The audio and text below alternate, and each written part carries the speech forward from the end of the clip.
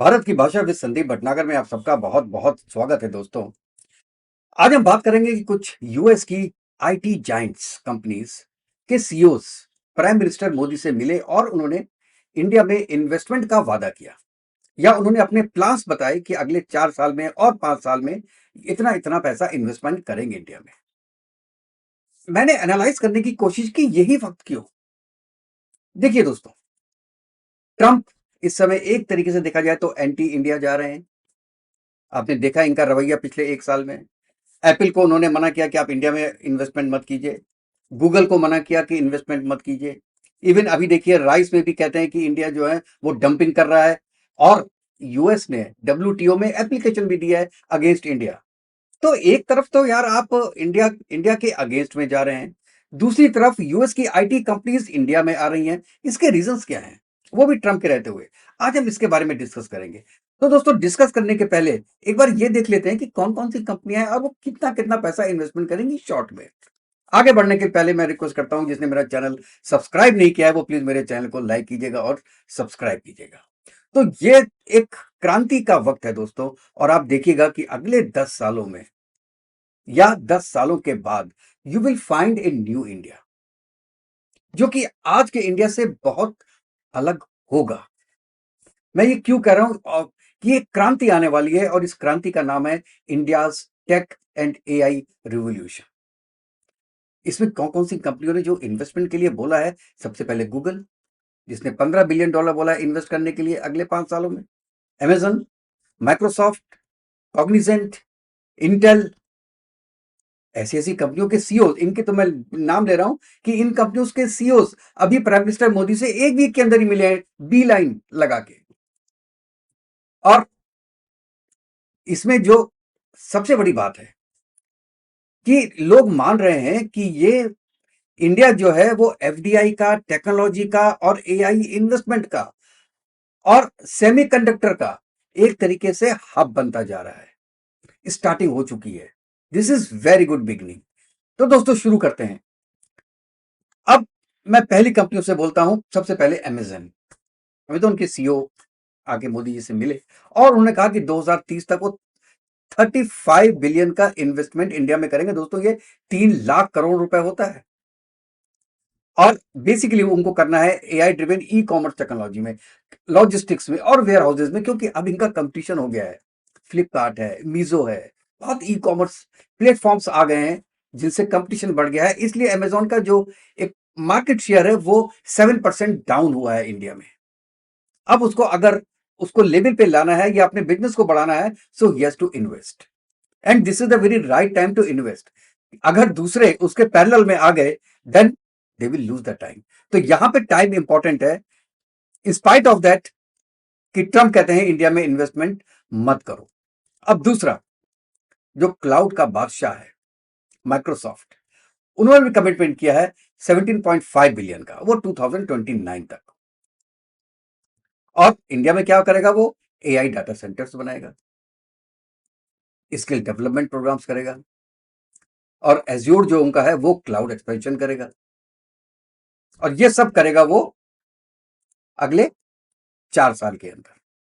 और 4 साल में उनका पूरा कमिटमेंट है 17.5 बिलियन यूएसडी का। अब आते हैं कुछ आईटी सर्विसेज की तरफ, जैसे कॉग्निजेंट पर। इनके भी सीईओ रवि कुमार और इंडिया के हेड जो राजेश वैरियर, ये भी पीएम मोदी से मिले थे। और इन्होंने भी कहा है कि इट विल, अमाउंट तो नहीं बताया, लेकिन कोई कहता है 3 बिलियन, कोई कहता है 10 billion. I M not sure what is the commitment from him to India. और आप जानते हैं कॉग्निजेंट आज इंडिया में 3 लाख से ज्यादा एम्प्लॉय करता है, और वो कहता है कि अगले 3 साल में एआई स्किलिंग में, ट्रेनिंग में, ऑटोमेशन में और एडवांस सर्विसेज में ये इंडिया में पैसा लगाएगा। अब उसके बाद इंटेल, इंटेल के जो चेयरमैन है लिप बू टैन, वो भी मोदी जी से मिले और इन्होंने भी कहा कि 10 बिलियन सेमीकंडक्टर इंसेंटिव प्रोग्राम जो है वो करेंगे। और इसके अलावा जो आपको पता है, ये वेदांता वाला, वेदांता, फैक्सकॉन का, माइक्रोन का, एएमडी का, ये जितने भी बड़े प्लेयर्स हैं सब इंडिया की तरफ आ रहे हैं। और इसे कहते हैं कि ग्लोबल जो सेमीकंडक्टर रेस है, इसमें इंडिया को टॉप लीग पे अगले 10 साल में हमको लगता है इंडिया आ जाएगी। और हमारे मोदी जी लगे भी हुए हैं, 7,000 करोड़ का उन्होंने ऑलरेडी उसमें इन्वेस्टमेंट कर रखा है। और इंटेल ने यह भी बोला है कि वो यहां पे इनोवेशन ड्रिवन फ्यूचर का एक लैब भी बनाएगा। और आपको ये बात पता है कि इंटेल की जो इंजीनियरिंग टीम है, उसमें 20% से ज्यादा इंडियंस है। ये भी एक बहुत बड़ा रीजन है दोस्तों। देखिए, उसके अब हम आते हैं रीजंस के ऊपर कि क्यों ऐसा हो रहा है। पहले थोड़ा टेक्निकल रीजंस, फिर पॉलिटिकल रीजंस की बात आती है। कुछ कारण ऐसे हैं कि अब इंडिया जो है वो केवल एक मार्केट नहीं है, ये जो टेक का एक सुपर पावर बनने जा रहा है। इंडिया में आप ये देखिए कैसे 5G इंडिया में अवेलेबल है, बहुत कंट्रीज में अवेलेबल है। मैं कह रहा हूं जो फैसिलिटीज अवेलेबल है, वन विंडो, ये इंडिया में हो गया है। ज्यादा टाइम नहीं लगता।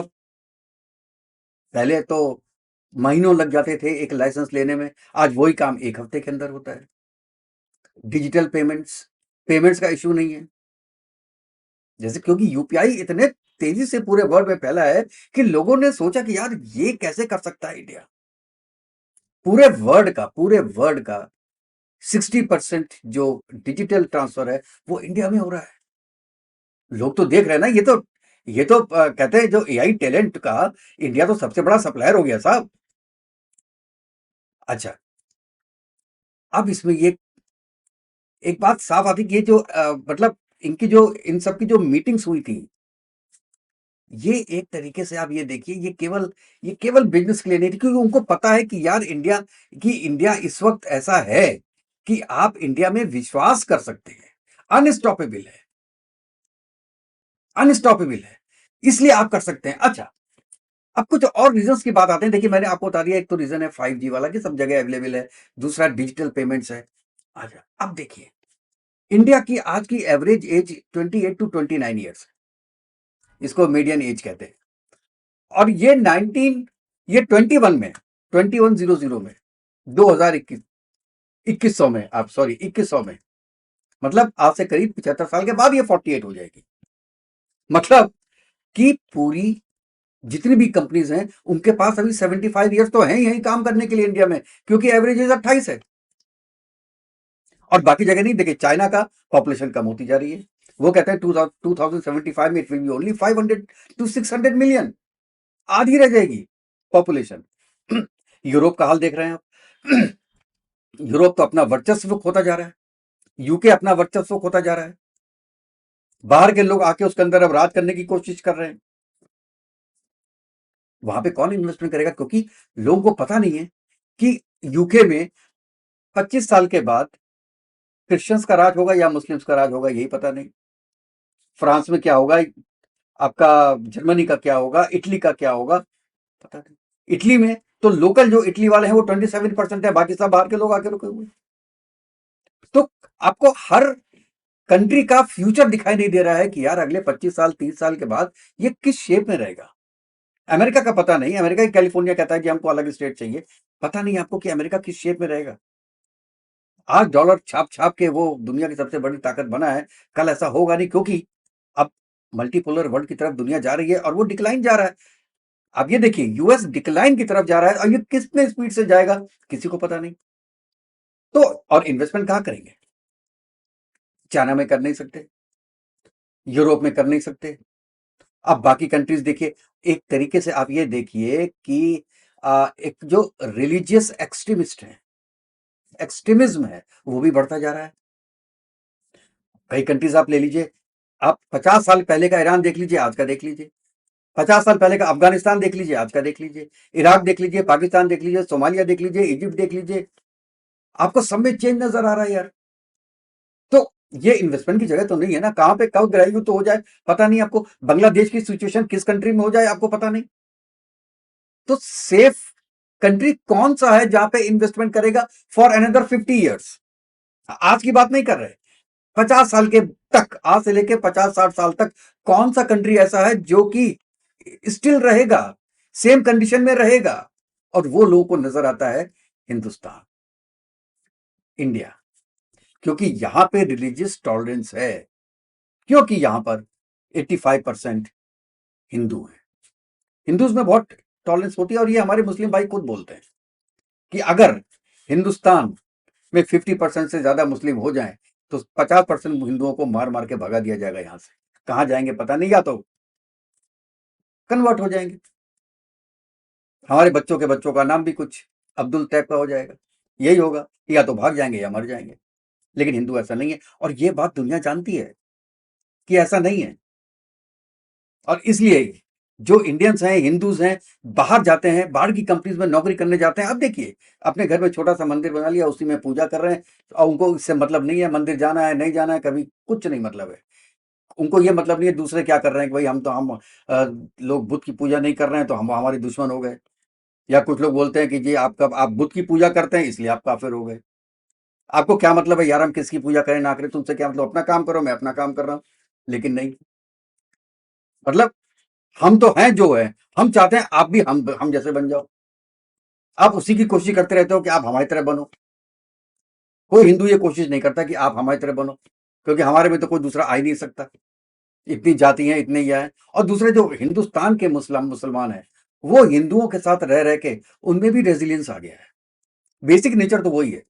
आप जाके देखिए, जो जो भी ये ग्रूमिंग गैंग्स हैं यूके के या बाहर की कंट्रीज में, जो भी गलत काम कर रहे हैं मुसलमान, वो ज्यादातर पाकिस्तान के, बांग्लादेश के, अफगानिस्तान के, सीरिया के, इजिप्ट के होंगे, हिंदुस्तान के नहीं होंगे। हिंदुस्तान के होंगे ही नहीं। लोकली कुछ वो खुराफात करते रहे, वो बात अलग है, उस पर तो अलग से बात हो सकती है और अलग से वीडियो हो सकता है कि इंडिया में क्यों थोड़ी सी इंटॉलरेंस हो गई है आजकल, उस वो बात अलग है। लेकिन in general they are not that.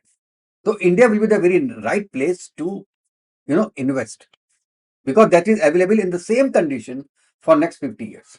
और एक सबसे बड़ी बात जो है स्किल पावर इंडिया का। एक तो पॉपुलेशन, यंग पॉपुलेशन है, और वो भी पढ़ी लिखी पॉपुलेशन है, आईटी वाली पॉपुलेशन है, नॉलेजेबल है, आईआईटीज हैं, आईएम्स हैं, हजारों इंजीनियरिंग कॉलेजेस हैं, अच्छे अच्छे इंजीनियर्स निकल रहे हैं, टेक्नीशियंस निकलते हैं, रिसर्चर्स निकल रहे हैं, पीएचडीज निकल रहे हैं, और एक लेवल के निकल रहे हैं। ये ऐसा नहीं है कि वो आपने कॉलेजेस खोल दिए और बेकार से इंजीनियर डॉक्टर निकले जा रहे हैं ना। एक स्टैंडर्ड है, और ये दुनिया जानती है। इसीलिए बिल गेट्स ने कहा था कि अगर एक कंट्री हो जिसको मुझे पूरा अपना इंजीनियर्स लेने हो तो दैट इज ओनली इंडिया। ये बिल गेट्स के वर्ड्स हैं। एक कंट्री आप चूज करेंगे तो दैट इज इंडिया। तो ये वर्ड जानता है कि यहां पे उनको सब कुछ मिलेगा, ठहराव मिलेगा, 1.5 बिलियन लोगों का मार्केट मिलेगा, और वो भी the you know highest middle class. Middle class का मतलब क्या होता है, आपकी परचेजिंग पावर ज्यादा है, आपको ज्यादा परचेजिंग पावर वाला कंट्री मिल रहा है, स्टेबिलिटी आपको मिल रही है। और आपको क्या चाहिए एक कंट्री में इन्वेस्टमेंट करने के लिए? टेक्निकल नोहाउ वाले चाहिए, और आपको ये पता है कि ऐसे टेक्निकल लोग आपको मिलते रहेंगे, कम नहीं होंगे, क्योंकि ये ग्राफ ऊपर जा रहा है, ग्राफ ऊपर जा रहा है। माँ बाप हिंदुस्तान में अपना घर बार बेच के बच्चों को पढ़ाते हैं, कंपटीशन बहुत ज्यादा है, पब्लिक बहुत ज्यादा है।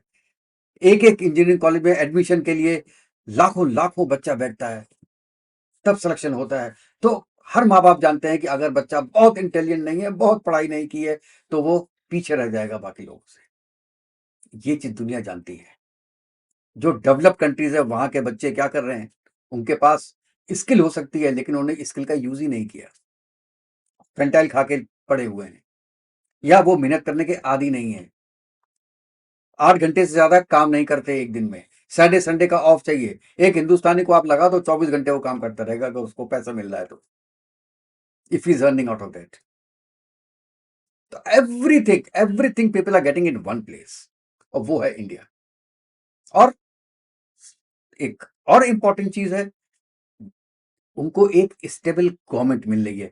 आज के दिन उनको पता है कि फॉर द नेक्स्ट 30-35 years यार बीजेपी रहेगी। See I am not a spokesperson of BJP, लेकिन जो आज की कंडीशन है, क्योंकि आज की कंडीशन को एसेस करके ही तो इन्वेस्टमेंट हो रहा है। आज की कंडीशन ये है, लोगों को लगता है कि यार बीजेपी, मोदी है, मोदी के बाद कोई और आएगा, लेकिन आएगा बीजेपी का ही। बीजेपी को हराना आज के दिन में मुश्किल ही नहीं, नामुमकिन सा लगता है। तो जो बीजेपी की पॉलिसीज हैं वो चलती रहेंगी अगले 50 साल तक। अमेरिका की तरह नहीं, बाइडेन की पॉलिसी लेफ्ट तो इनकी राइट, और इतनी right, extreme left extreme right. पूरी दुनिया परेशान है यार, ये कैसा आदमी है, क्या कर रहा है ट्रंप, अगला आएगा वो क्या कर देगा। मतलब ये तो एक, बाकी कंट्रीज ऐसी हो गई है कि डिक्टेटरशिप है। यूएस में is as good as dictatorship. हमारे पड़ोसी में डिक्टेटरशिप हो ही गई, साइन करा के डिक्टेटरशिप हो गई भाई वहां पे। जब जिस दिन उसने सीडीएफ का साइन कर दिया आसिम मुनीर ने, डिक्टेटरशिप हो गई। यूएस का प्रेसिडेंट, आज का प्रेसिडेंट ने पूरे यूएस को एक डिक्टेटरशिप के अंडर में ला के दिया। इंडिया में ऐसा हो नहीं सकता। इंडिया में ये क्योंकि इंडिया के इंस्टीट्यूशंस बहुत सॉलिड है, और ये बात बाहर की कंपनीज वालों को पता है कि उनके चाहे इंस्टीट्यूशंस में कॉलेजेस हो, पुलिस हो, जुडिशरी हो, आईटी हो, जितने भी इंस्टीट्यूशंस हैं वो बहुत स्ट्रांग है। स्ट्रांग जो एक बार बन जाते हैं इंस्टीट्यूशंस, यूनिवर्सिटीज जो बन जाती है, दैट इज ऑल्सो, वो टूटती नहीं है, वो आगे ही जाती हैं, क्योंकि उनको खेप ऐसी मिल रही है, बच्चे ऐसे मिल रहे हैं, एजुकेटेड बच्चे मिल रहे हैं, तो वो आगे ही जाएगी, पीछे नहीं जाएगी। यही रीजंस हैं जो मुझे ये लगता है कि जनरल एटमॉस्फेयर इंडिया का ऐसा है कि पीपल आर सेइंग कि यार हम तो अपना सबसे बड़ा सेटअप यहीं लगाएंगे। तो मैं ये कहता हूं कि अगले 10 साल में इंडिया का फ्यूचर केवल ब्राइट ही नहीं है दोस्तों, सुपर ब्राइट है। आप देखिएगा द डिफरेंस। मुश्किलें थोड़ी बहुत आएंगी जरूर, लेकिन जब एक स्टेबल गवर्नमेंट होती है तो ये सब जो छोटी छोटी परेशानियां होती हैं उसको भी ओवरटेक किया जा सकता है। तो दोस्तों, आपको ये वीडियो कैसा लगा, आप अपने कमेंट्स में जरूर बताइएगा दोस्तों। तो नेक्स्ट वीडियो में मिलते हैं दोस्तों, तब तक के लिए जय हिंद, जय भारत, वंदे मातरम। खुश रहिएगा, स्वस्थ रहिएगा दोस्तों।